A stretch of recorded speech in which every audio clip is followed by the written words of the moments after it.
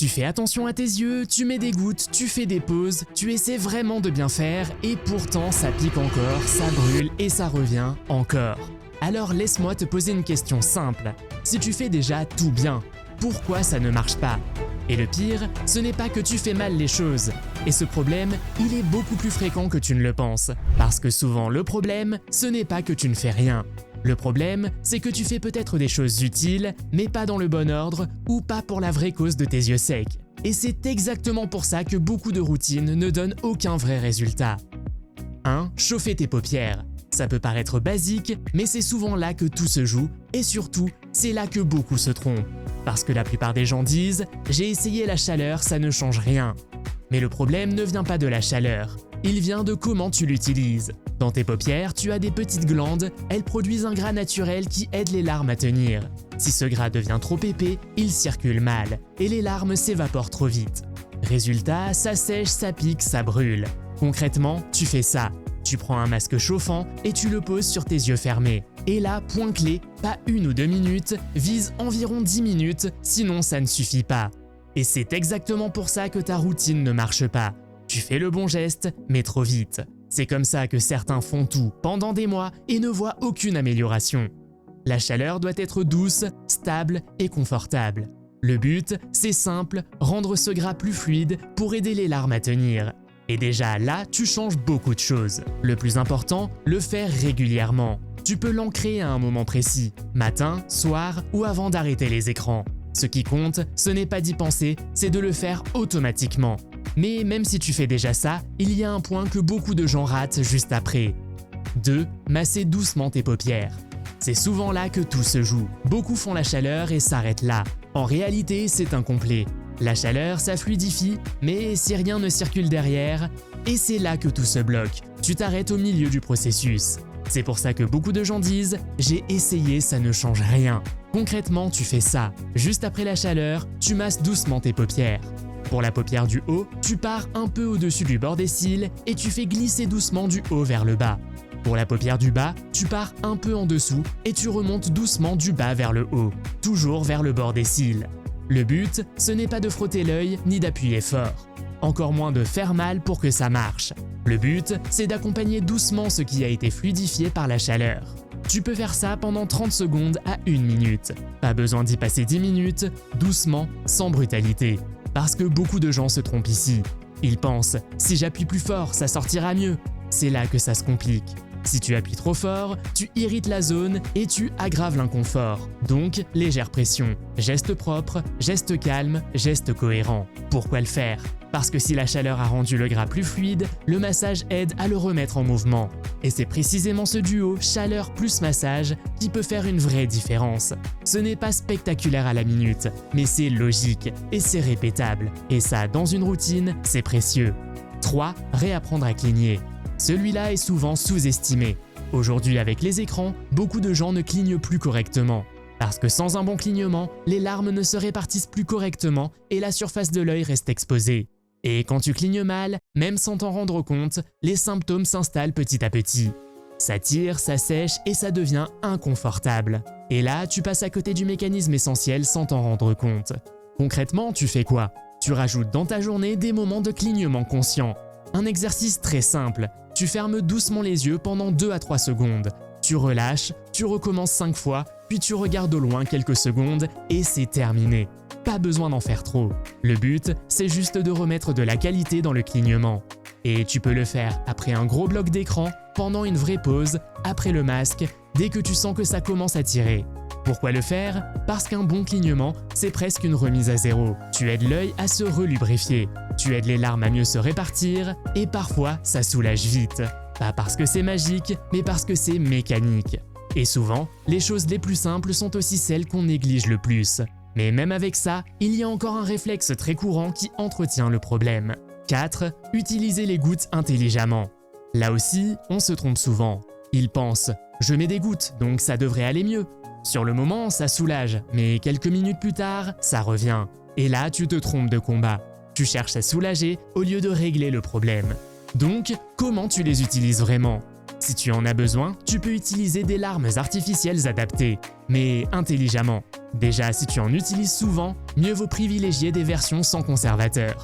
Le problème, c'est qu'à force, certains conservateurs peuvent irriter davantage la surface de l'œil. Et ça, beaucoup de gens ne le savent pas. Ils en mettent encore et ça ne change rien. Deuxième point important, évite de penser que yeux rouges égale collyre anti-rougeur. Souvent, ça ne règle pas le vrai problème, et parfois, ça entretient autre chose derrière. Beaucoup de gens restent bloqués dans une logique « je mets des gouttes, donc ça devrait suffire ». Et c'est souvent là que la routine échoue, parce qu'elle ne remplace pas le reste de la routine. Ça peut aider, mais ça ne suffit pas. 5. Adapter ton environnement. Et celui-là, beaucoup de gens ne le voient pas. Tu peux faire toute la routine parfaitement, si ton environnement assèche tes yeux toute la journée, le problème reste actif. Et là, tout ce que tu fais est neutralisé par ton environnement. Concrètement, regarde ça. Climatisation, chauffage, air sec, vent direct, tout ça assèche tes yeux en continu. Donc ici, pas besoin de tout changer. Mais tu peux corriger des choses simples. Éviter l'air direct sur le visage, adapter ta position ou ajouter un peu d'humidité si l'air est trop sec. Il existe aussi une option peu connue, les lunettes à chambre humide. Elles créent une barrière contre l'air et aident à garder plus d'humidité autour de l'œil. Utile dans certains cas, mais pas obligatoire. Le point important, c'est ça. Ton œil dépend d'un équilibre fragile. Si les larmes tiennent, ça va. Si elles s'évaporent trop vite, ça pique, ça brûle. Et parfois, le problème ne vient pas de ce que tu fais, mais de ce que tes yeux subissent toute la journée. Et là, corriger l'environnement peut déjà changer beaucoup de choses. Mais même avec ça, il y a encore un point que beaucoup de gens évitent complètement. 6. Le point qui fait mal, les écrans. Tu peux faire toute cette routine parfaitement, si derrière tu passes des heures sur écran sans pause, tu gardes le problème allumé.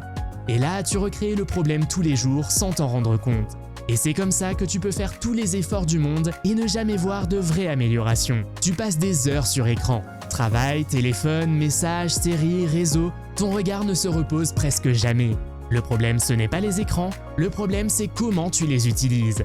La durée, l'absence de pause, là, il faut changer un truc simple. Tu réintroduis de vraies pauses.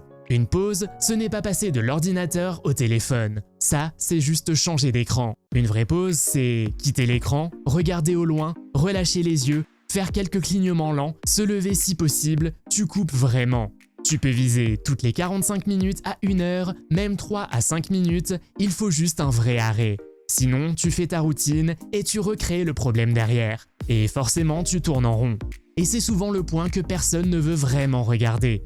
Tu peux faire la meilleure routine du monde, si derrière tu enchaînes 8 heures, 10 heures, parfois plus sur écran sans vraie pause, tes yeux ne récupèrent jamais vraiment. Donc oui, il faut le dire clairement, les écrans font partie du problème. Pas toujours tout le problème, mais une partie du problème, oui. 7. Les leviers complémentaires. Ce n'est pas le cœur de la routine, mais ça peut clairement faire la différence. Et c'est souvent là que ça bloque sans que tu t'en rendes compte. Et c'est souvent ce qui empêche la routine de vraiment fonctionner. Premier point, le sommeil. Si tu dors mal, tes yeux récupèrent mal et tu repars chaque jour déjà fatigué. Pas besoin d'être parfait, mais si ton rythme est mauvais, tes yeux ne récupèrent jamais. Deuxième point, l'hydratation. Boire ne va pas tout régler. Mais si tu bois très peu, tu pars déjà avec un désavantage. Bois régulièrement sans attendre d'avoir soif. Troisième point, le reste. Alcool, alimentation, petits excès, pas besoin de tout contrôler, mais si ton terrain est déjà fragile, ça peut jouer. Donc ici, on reste simple. Moins d'excès, plus de régularité, plus de bon sens. Et surtout, garde ça en tête, ce ne sont pas des solutions principales, mais des leviers. Un détail qui peut tout entretenir. Il y a aussi une piste que beaucoup ignorent. Certains produits autour des yeux, comme les crèmes ou le maquillage par exemple, peuvent t'irriter sans que tu t'en rendes compte. Parfois, une petite quantité entre dans l'œil et entretient l'inconfort. Ce n'est pas la cause principale, mais si tu fais déjà beaucoup d'efforts et que rien ne change, ça peut valoir le coup de vérifier. Parfois, le problème ne vient pas seulement de ce qui manque, mais de ce qui irrite. Quand la routine ne suffit plus. Il faut aussi être honnête, parfois malgré tout ça ne suffit pas, et dans ce cas, ça peut vouloir dire que le problème est plus profond. Une routine seule ne suffit pas toujours, donc si ça persiste, ne reste pas seul avec ça. Ce qui fera vraiment la différence. Le vrai sujet maintenant, c'est la régularité. Pas parfait, régulier. Parce que ce ne sont pas les grosses actions qui font la différence, ce sont les petites actions répétées. Et c'est là que tout change. Point à retenir. Si tu veux repartir avec quelque chose de simple, 1. Chauffe tes paupières environ 10 minutes. 2. Masse juste après. 3. Remets du clignement. 4. Utilise les gouttes comme support. 5. Corrige ton environnement. 6. Fais de vraies pauses écran. 7. Ajoute un peu de régularité autour. Conclusion, pas besoin de tout faire parfaitement. Mais si tu gardes exactement les mêmes habitudes, tes yeux ne vont pas changer. Cette routine n'est pas magique, mais elle est logique. Et surtout, elle te donne un cadre. Maintenant, tout se joue sur une chose, ta régularité. Parce que ce que tu fais une fois ne change rien. Mais ce que tu répètes tous les jours peut tout changer. Et si dans 3 mois, 6 mois, rien n'a évolué, ce ne sera pas un manque d'effort. Ce sera juste que tu es resté dans les mêmes schémas. Donc, commence simple, mais commence vraiment. Et si malgré ça les symptômes persistent, consulte un professionnel de santé visuelle.